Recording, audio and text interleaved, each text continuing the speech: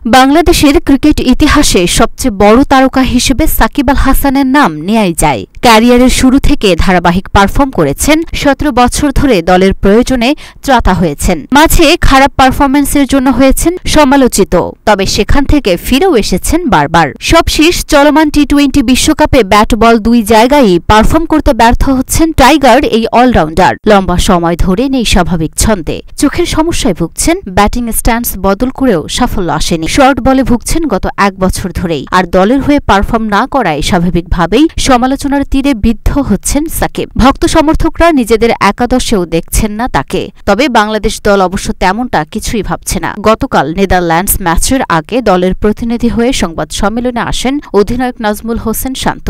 সেখানে সাকিবকে নিয়ে শান্ত বলেন, সাকিব ভাইয়ের পারফরম্যান্স নিয়ে আমাদের দলের কেউই চিন্তিত না, আমরা এটা নিয়ে কথা বলতেই চাই না। আমরা জানি তিনি বছরের পর বছর কত ভালো পারফরম্যান্স করেছেন। মানুষের থেকে তিনি নিজে যেটা আশা করছেন সেটা গুরুত্বপূর্ণ। তিনি কঠোর পরিশ্রম করছেন, আমি বলবো না তিনি কামব্যাক করবেন। তিনি ভালো অবস্থানেই আছেন, আশা করব কালকে আরও ভালো পারফরম্যান্স করতে পারবেন।